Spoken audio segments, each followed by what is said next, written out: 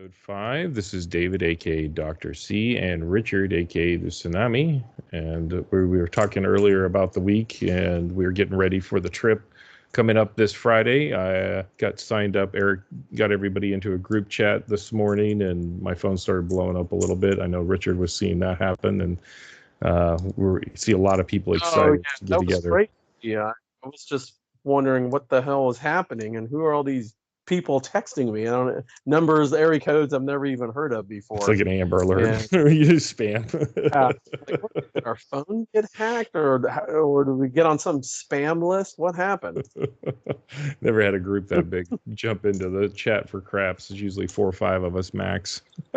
Yeah, not like 20 plus. Like, holy cow! Yeah, it was interesting.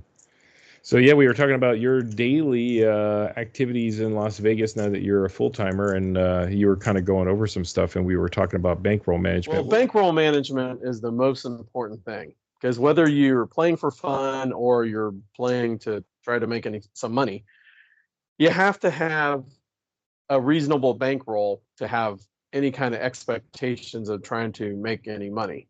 So first, it depends on what game or gambling games you're going to play. So the two that I like to play is poker and craps. And for poker, that's either 1-2 or 1-3. That's the blinds. The small blind being $1, big blind being $2 or $3. So the pros, what they say is in order to just play for fun or for a side income, you need at least a minimum of 10 buy-ins. So what that means is if you're playing 1-2, you need $2,000. And then for 1-3, $3,000. Now, that doesn't mean you show up at the table and put $2,000 or $3,000 on the table. What it means is you want to be able to buy 10 buy-ins or the cap if it's $200 or $300. Typically, it's $300 on the 1-2 and 1-3. Depending on the casino or poker room, it can be $300 up to $500. Now, the MGM poker room is uncapped, which means you can bring all the money you want. It'll just take forever to convert it into chips to play. So that's a possibility for you if you want to do that. So, and the reason for that the pros talk about that is that if you lose your initial money, when you bought your buy-in, the $200-$300, you have extra money so you can keep playing, or so that you're not broke, basically. So right, it's number of bullets, I also call it. Yeah. Yeah. And because aces get cracked all the time, how many times where you have the best hand pre-flop on the flop, but then here comes the turn in the river and you lose. It happens to everybody. It happens to the pros all the time. It's all in the variance of gambling. Yeah. The worst game ever poker I had, I was crushing it when Hooters was doing poker back in the 2000s. And I was playing all night. I was up to, I don't know, about $1,000. I turned 200 into 1,000, and I hit quad fours. And I'm like, the only thing I'm going to lose to is a straight flush, and he'd have to have 10-7 of spades, and he had 10-7 of spades. Wow. Yeah, and I was like, 10-7 of spades, terrible, crazy. It was unbelievable. Okay. So for craps, typically the table limits or the minimums you see $5, $10, $15, and $25. Now, $5, the only place that I know that has $5 craps right now, there still is Ellis Island Casino. As far as normal craps table games. Now, they have the stadium craps, which is the hybrid of where you throw the dice, but the tub. It's like video machines where the players, they put their bets on like video poker or whatever, or the video craps, but you still have someone who rolls the dice, and there's a stick person that moves the dice around and inputs the roll each time there's the roll. So typically, okay, so for the different table limits, you can't show up on a $25 table with $100 and expect to win.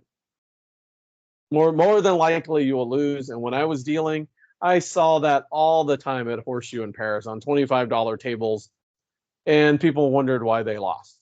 You couldn't even make the single pass line bet or a come bet and take the minimum odds because you're down, you can't even get there, especially on six or so that's one of the important things to realize is for bankroll manager, you got to have enough money to be able to play the game because there's the variance and stuff, and you got to be able to get through some rolls in different shooters. So for a $5 table, yes, you can go in there with $100 or $200. So that's a more than reasonable buy-in. For $10, you want $300 to $500. And then for 15, I'd say $500 to $1,000.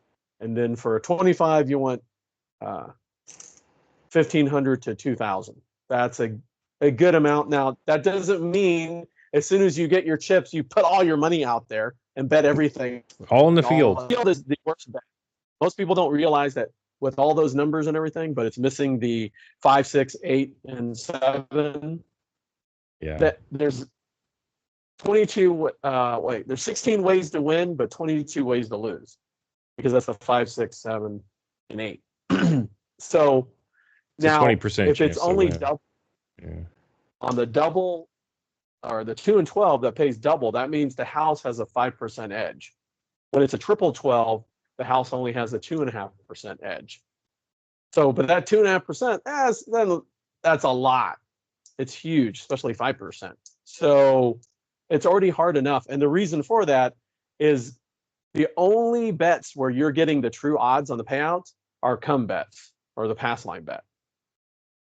Okay. Right. So everything else, you're not getting the true odds, except when you play stadium craps, because it's like poker is like video slot machines. It pays you true odds. They pay to the penny. Yep. Which is awesome. So you actually get basically even if you odds. misbet it, you're getting paid. Yeah. Right.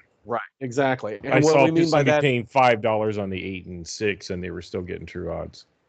Right. You get the pennies, and that's great. Unlike in the regular game, on 6 and 8, you need to bet increments of 6, or on the $10 table, 12, $6. Otherwise, you're losing out on 50 cents every time because they don't have quarters.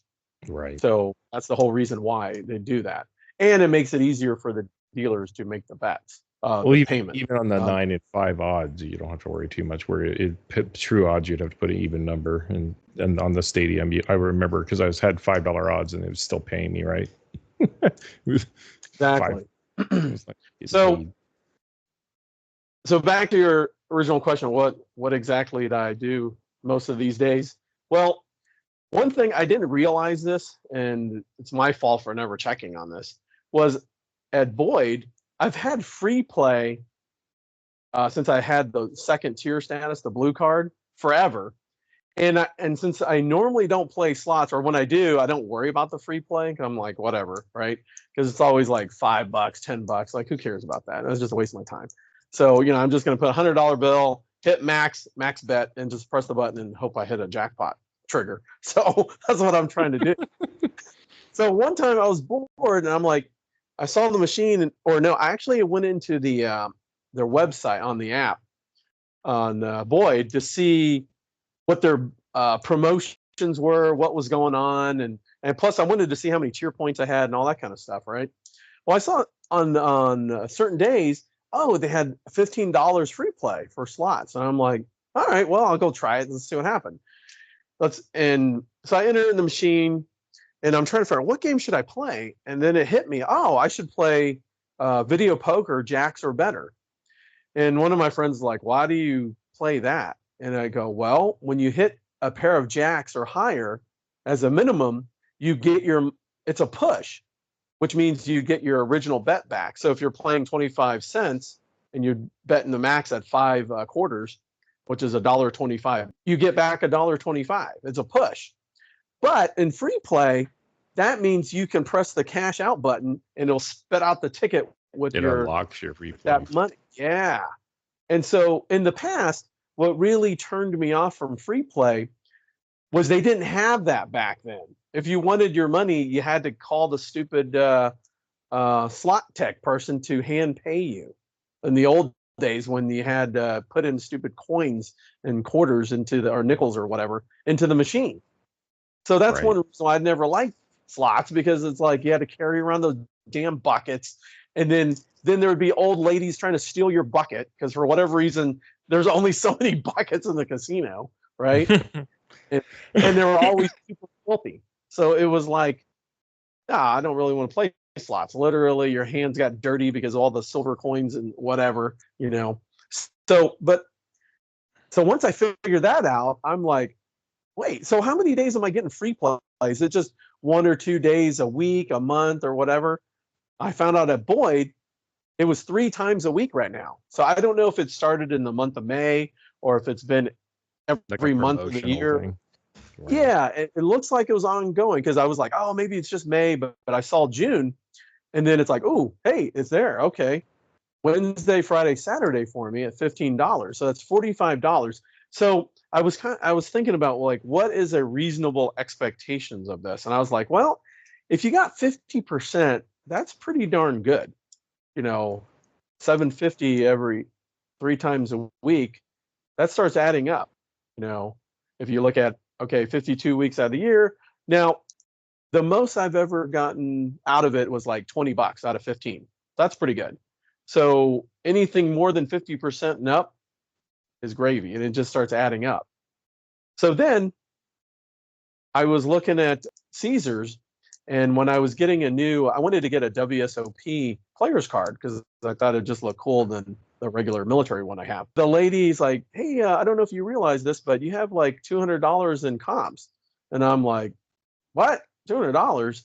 And I'm like, can I get cash on that? Percent for free play. And at first I was like, oh, that kind of sucks. Oh, well, okay, I'll just use it for food comps or whatever, right? And then I started thinking about it later.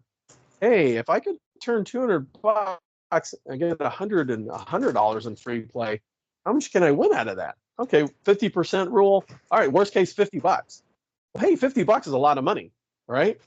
Well, the other day, actually yesterday. Free money, yeah. If it's free, it's always a lot. Yeah. Okay, so I had 230 because I'd been playing some table games and I'd been playing some stadium craps in the past week. I was at $230 now, so I got 115. So I did that. I went to there. I found a video poker, 25 cents, and used the free play, $115 worth, and I made over 128. Cashed that out.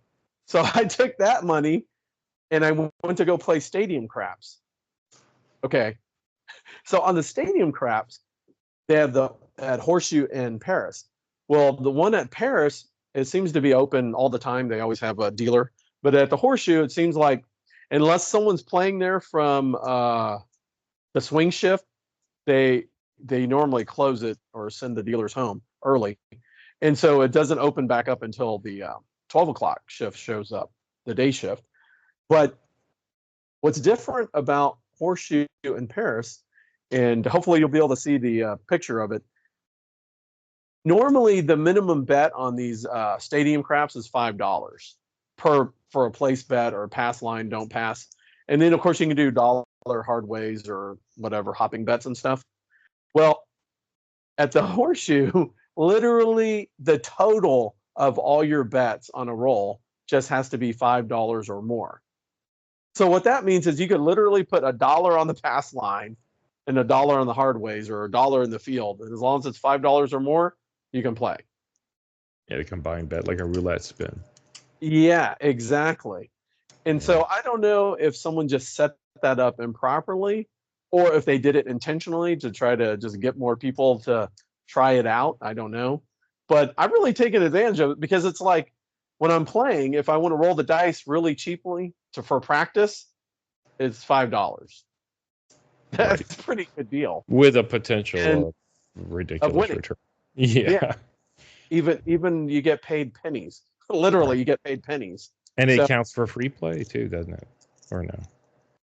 I don't know. I know that we played at the Roll to Win at Durango. They were saying it didn't count for. It was different, but it still gave bonuses. It was weird. Oh yeah, I don't know. That's the Roll to Win machine. I don't know on stadium craps. It could be that just that way. Yeah, next time I'll try that. But I just thought it was better to do the video poker jacks are better because it's a lot easier to hit just pair of jacks and get a push.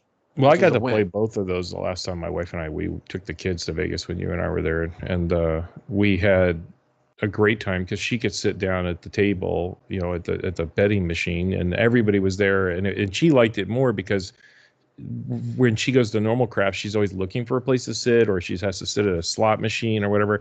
And she felt like she couldn't be part of it. Where when I was rolling, she could sit in my seat right there where I was. And then I would be up at the station rolling, and then I could come back and sit with her because it was a double seat.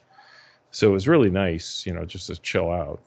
And then they had that over at the Hard Rock, or where was it? The one we went with Vince, the nice one with the dancers on the tables. Oh yeah, that's Planet Hollywood. Planet Hollywood, they had it where you could be playing it around the craps table, or you could be playing it on the positions that were facing the dealers where the disc jockeys were at, and you could see the whole craps game on the big screen projected.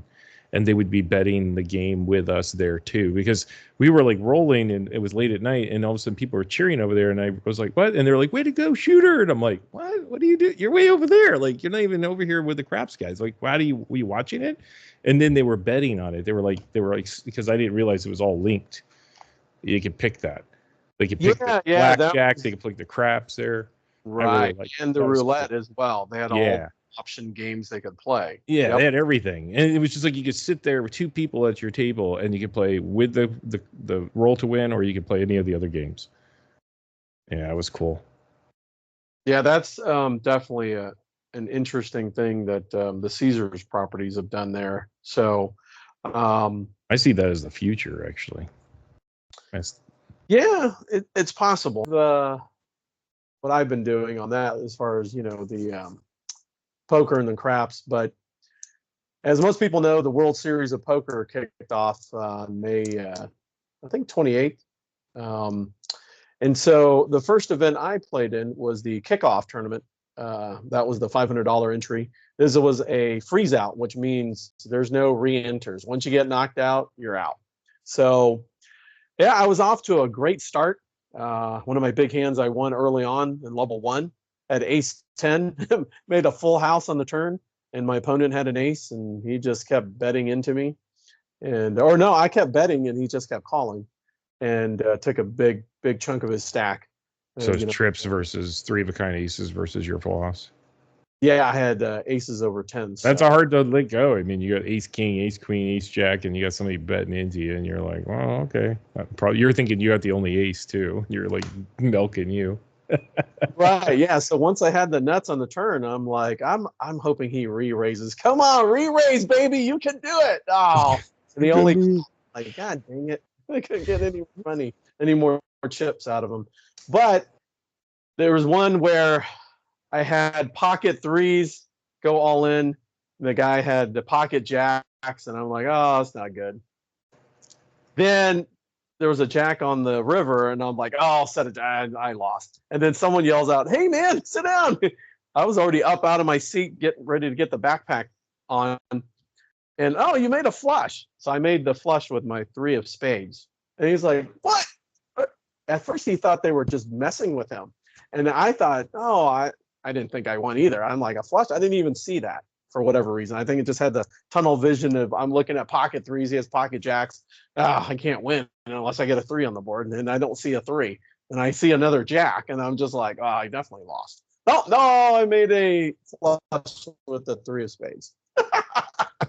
So he just couldn't believe, man, that guy, he was so on tilt. He kept talking about it like next level. He's still talking about it. It tilted me a couple of years ago. I got knocked out of the poker World Series with the same garbage. I had ace king, flop 2 pair, guy hit ace queen. I'm thinking I'm dominating it. Ace queen of spades and went runner for freaking flush and knocked me out. It's like, so I made it to the one of the breaks, and then in the middle of level 5, or maybe it was 6, I can't remember which one it was. They move our entire group from the side playing at the horseshoe. They send us all the way that we have to bag our chips, walk single file line. Well, kind of, as best we can, and go to the Paris, and we get random table draws again. And so I go to this one table, and I just couldn't get a hand. I just couldn't get anything. Well, then I finally had pocket queens. I'm like, all right, here's my chance to double up, make it to the dinner break. I get a queen on the flop. I'm like, great, awesome, right? But there's 2 diamonds. Oh no, well, I better just go all in. I'm short stacked anyways. Well, the chip leader on the table, he calls. I'm like, ah, damn it. He makes a he has the diamond. Yeah. So yeah, and he was I think big blind, small or big blind. I think small blind, whatever it was. I think he was big blind. And crap, I still had a lot of outs. I had 10 outs to make a full house, but didn't make it obviously. So that was the end of that one. Oh well. As we say, that's like rolling a 7 in poker, right? Yeah, but the way I figured, I was on borrowed time anyways, because realistically, I should have lost my pocket 3s versus the jacks. So whatever. Right. Okay, it happens. No big deal. I mean, they were nice guys. It was nothing personal, whatever. EV wise, though, it was kind of like just experience. It wouldn't really help in the bankroll, but you're just playing the big lottery ticket. It's a bit right. And so it's like, okay, it's just the first event. I play in the $300 Flight A Gladiators, which has a 3 million guaranteed prize.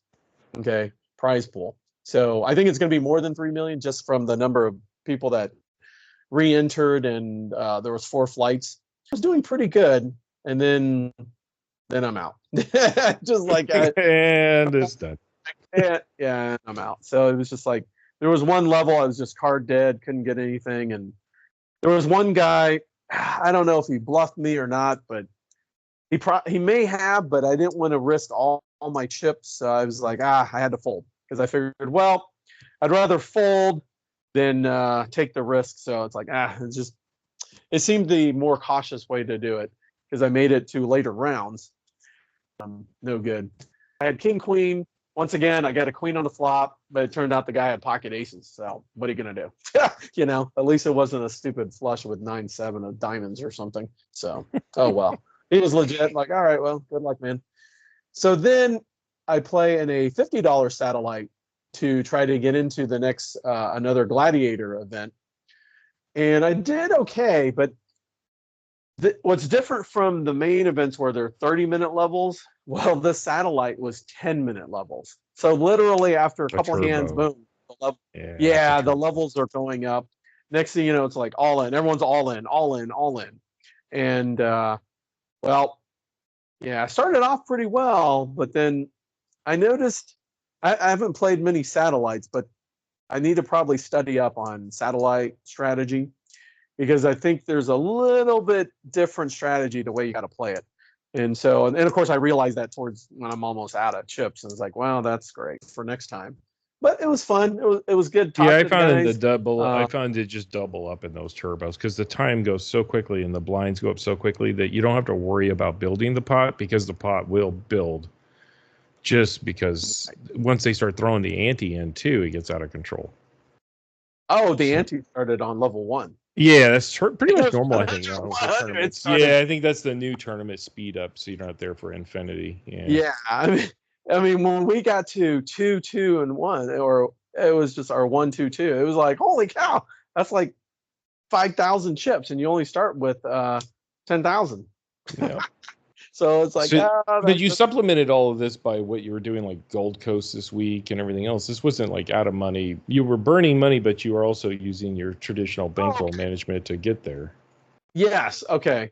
So yeah. So part of it is when you look at, if I'm getting $45 in free play just from Boyd alone and getting more than 50% of that, that starts adding up, Plus free lunch and dinner or whatever. Right. Yeah. I try to get food comps and stuff. So, well, on my way to, I don't know what I was doing, but I decided to stop by Gold Coast just to probably use the restroom, Okay, so while I'm doing all this, like either going to casino or going from one of the casinos on the strip to home, I'm doing an Uber ride. So one, it's like I'm getting paid to either go home or go to the casino when I pick up a ride or 2 or 3. So, and that's just all part of the game, and it's really easy with that app. If you've never done Uber or Lyft, you just turn it on when you want to get paid, and that's how it works. So you know those bracelets that women get with all the trinkets they collect. They have all the little things in it. Richard does that with side hustles, but he collects. Yeah. He's just like a little. Oh, here's a side hustle. Here's a side hustle. So at Gold Coast, they now have the all tall small on both their tables there, except they call it the lows, highs, the works. So kind of like the other places that call it the OBBs, you know. So right. Instead of the all tall, yeah, the little ones, the big ones, and then you were playing with Mickey, our friend there, and you hit it like what, Monday or something last week. Yeah, on Monday when I first found it over there, I only needed snake eyes to make the all, so I hit everything except for that. So we got paid on the tall, $5. You know, normally I do the 555, so I get $155 on that one, basically 150. So I only needed a 2, so I was kind of. And of course, when we play stadium craps, I rolled nothing but a bunch of 2s. Like, really? Where was this on Monday? Okay. It's like, yeah, it's like back to back. Okay, really? All right. So it happens. And so I go back Wednesday because I go over there with Mickey. I tell him, hey, they got the all tall small there, except they call it the lows, the works, and the highs for the all tall small. And he's like, it's a $10 really? Okay. table too. Yeah. So, and that's the best thing. It's a $10 table. And I've never seen them raise it ever. Unlike the Orleans, which is typically 15 or 25. So I've never seen, I don't think they've had $10 since like before the pandemic or since then. So, but yeah, so $10, I go in there, I just do a $500 buy-in, and because that's what I did on the Monday. Except this time, instead of shooting from stick right to the right side of the dealer, I decided to just stay on the left side in the middle of the table. I'm like, I can shoot from here. This is fine. So I nearly hit the all tall small the first time. I hit the tall pretty easily, got the 12, no sweat. I needed a 5. So Mickey and I, we laid $450 to win 300. That's where we're playing on the don't side, where if we roll a 7, we win on the don't side, which is behind. Win 300. Okay. The big was 15, so really 285. But either way, it's 300. But I had also, towards that point, well, either way, it was a come out roll. So I'm setting for 5 and try to roll a 5, but got a 7. I was like, oh man, oh well. I still won on the line bet, and my whatchamacallit had my hopping reds, the $4 three-way 7. So that was a push on the all tall small. But I got $300, so I'm like, all right, well, let's just reset, redo. Okay. Well, the second time around, I got the 12 early on the high side, and then I got the low side early on. Then I just needed the 12 on the high side, and I got it. And that's when the table just went crazy. So yeah, I think the dealers, and before I even started rolling, they closed down the one table and they took the dealers' tips from that table box and dumped it on the one over here on the table I was playing on. And I told them, you guys are going to need a bigger box. And they kind of like laughed at me. I'm like, okay, you're laughing now. Oh, we had dealer bets for them. Yeah, it was huge. I don't think they've seen that many winning dealer bets in a long, long time. So in the process of nearly hitting the all tall small twice, I lost count on how many points I hit. Wow. The first point was 10, and I got that one pretty quick. So yeah, I just kept rolling point after point, hard way after hard way after hard way, so. That's always a fun roll when you get on fire like that. You find a good table. How's the bounce there? Is it a bouncy table, a hard table? Well, to Mickey, he thinks it's really bouncy. I mean, I had quite a few rolls that dice went off the table or out of the table. So, but a few times they would just hit the top of the lip of the rails and come back and hit a number. I'm like, yeah, I got a good trick shot in, so got really lucky, in other words. That's pretty explosive if it's going that high. Yeah. So, but That sounds like just, Orleans, though. I mean, Orleans does the same thing. I've noticed their tables lately. not as bad, but I don't know. Okay. Their dice were like medium weight. They weren't lightweight, super light, but they weren't real heavy dice like at Paris. But so they were like medium. I don't know. Either way, I felt pretty comfortable in rolling. And what was really nice, there were no idiots at the end of the table having chips where I throw my dice at. It was perfect. That's No stupid late bets, no hands down the middle. Everyone had proper etiquette. It was like ideal conditions. Perfect. I mean, it couldn't get any better than that. those are So always. that really helped me be successful. So I can focus, concentrate, get the bets down. Plus, it bumped up your bankroll for the week because now you have the all tall small you hit, plus all those other, even the tall you hit. So you add it all up, that's a couple thousand. Oh yeah, that session, yeah, I won $1,600 on that one. So, and then if you include the dealer bets, I don't know, I can keep count on that. So that was a lot. They had to make at least $100. So, because even when I needed the 12, I did a $2 two-way 12, and then Mickey had bets for them as well. I think 5 a piece. I don't know. It was a lot of money for them. So, and on top of it, we bet on the all tall small as well for them as well. So they got paid. And, yeah, and we started out with place bets on the 6, and then they kept pressing them and a little bit. They ended up having $5 and $6. But you're well over 100 just from the all tall small. Yeah, tips. exactly. Yeah. Right. Yeah. So yeah, they were super happy. So, but what's funny is on Monday after my roll, they immediately brought out the new dice. and Mickey and I left, but I was like, I kind of joked on, oh man, I like the new dice. And the reason why they looked at me like, what? The reason why I like the new dice is because the corners are sharp, which means for me, I can get firmer grips and I can hold the dice better because less double pitches too. Yeah. It's not just that, but they feel more comfortable in my fingertips and I can feel the sharpness of them. I just like them better. It just feels more comfortable for rolling. Whereas the ones that have been played for hours on end, yeah, you can touch the corners and they're like rounded. You're like, oh, this is not good. It's like, am I like a marble? Like it's not even really square anymore. That's what I do every time I grab the dice, the 5 of them. I'm rolling them around and I'm dropping them, but I'm also looking to see if they're chipped on the edge. Like they got little nicks and gouges in them because I don't pick those ones. That's what I'm really looking for. Is I'm looking for damaged dice. For me, I pick up the dice that form the numbers 9, the combination 9, because I like 9. Yeah. That's the ones I have. It's superstitious, but hey, it works for me. If the dice are all clean, if they're newer dice or whatever. But natural 9 wins on Baccarat, so why can't have 9 for craps? Lucky 9. And when Dave does a hopping 9 bet, and I hit it, they're like, "Oh, all right, we're off to a great start." Yeah, always bet the 9 in your shoot, especially if you set your 11 set where you have the 6-5 set with the 9-10-5 set. Yeah. Do the 4 on the inside or facing me, and that's all I did, and it was crushing it. Yeah, the hardest one to get was the snake eyes, and once I got that early, like, oh, okay, and 12, all right, this is easy.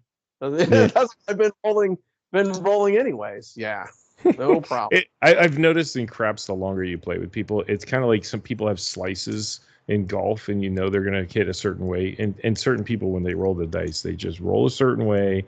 And when they're on fire because it's like every swing is just boom on the money, boom on the money. You just like, let's go. Those are the best. Yeah, well, so I'm really looking forward to next weekend when we're having the private table over at Green Valley with the Premier Casino Host Group with Eric Hazel. And all his friends, he's invited clients and everything. Reserve table. So this will technically be our first reserve table. We've never really played reserve tables other than on Access. Vince and I did over in Shreveport, but yeah, you did. I'm saying for me and you, like in all the years other than tournaments or those kinds of things are of course reserved, but For craps, our idea of a reserved table was early morning empty. Right. Yeah, that's reserved for us. Exactly. Exactly. But it was like, it would just get there and be like, and we always do the stealth roll. Where it's like no celebration at the table. Oh, and it'd just be like, oh, yep, just keep going. Like look like as boring as possible, not to draw any attention, because you don't want no looky loos to come over and throw their money on the table. Exactly. Yeah. The more noise you make, oh man, it starts. They bring in the crowd. I get up early at my local. I get up at 5 a.m. I'm there before like 5:30 in the morning, and there's no traffic. It's 20 minutes away, and I can get to the table, and it's just the dealers are standing there, and they know it's me, and they're like, "You're huge," and I buy in for like $300 to $500, and they always give me $10 in ones because I tip for the dealers. But as soon as somebody shows up, I'm just like cashing out pretty quick. Unless it's like a guy I know, a local who's good, and then I'll stay there.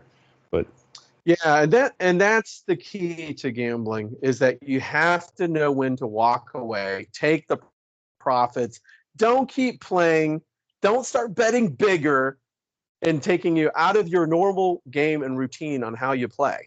Yeah, it may be more exciting, but that's not the point. The exciting part chase your losses. is counting your money when you go to the bank to put it in your bank account. Oh yeah, that's the fun part. Yep. Well, I mean, even if you ask any gambler, if they walked into the casino with $1,000 and they walked back out with $1,000 after 5 hours of play, yeah, you might be a little upset at first because you gave up who knows how much money during those hours, but at least you still have your 1,000. But if you walked out with nothing in your pocket, I don't know. For me, that doesn't sound like fun. That's just not me. Yeah, that really sucks. And have I done that? Yes, of course. Yeah. So the hardest part is walking away when you're ahead. So you have to have the discipline for that. So otherwise, but you live there too, so you have the game never ends. You're just one session to the next session. It's a continual, never-ending session until you stop gambling. So it's a different mindset too, where a lot of people I see, they come into Vegas, they got $5,000 in their pocket, it's lighting on fire. They could barely make it out of the airport without throwing money into a slot machine. They're so crazy. And then they get to the craps table and they lose it all in 30 minutes, or any game that they're playing. And it's just bizarre because they don't do it. And the ones who come in who are smart about it are playing it like you and I would, over the period. They have a system. They're doing a certain amount of buy-in. They have a time amount that they'll play at the table.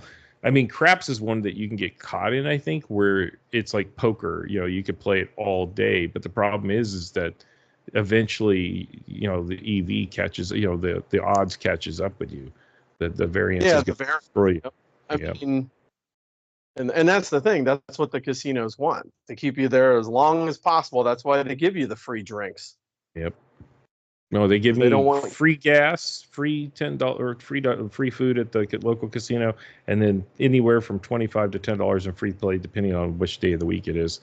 And and they always send me a little card in the mail saying you got $250 in free play this month, but they want you to go in Orleans, where they have to go in 3 times a week just to get it, which is okay because you're only 5 minutes from Orleans, from your house. Yeah, down to 10 minutes. Yeah. 10 minutes. I've gotten my routine down where I either do an Uber ride first and then get around and come back on my way home, or if I don't get a ride, I just turn it off and go to Orleans, get my free play, walk out to the parking lot, turn on the app. Oh, there's my next Uber ride. So.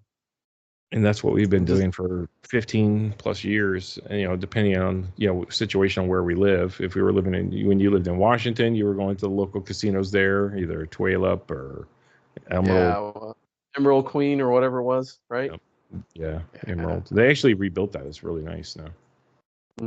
Yeah, they tore down that warehouse that they had before. It was like a giant warehouse, and then they. I own one of those bricks. You own a brick in there. Yeah, at least, not more.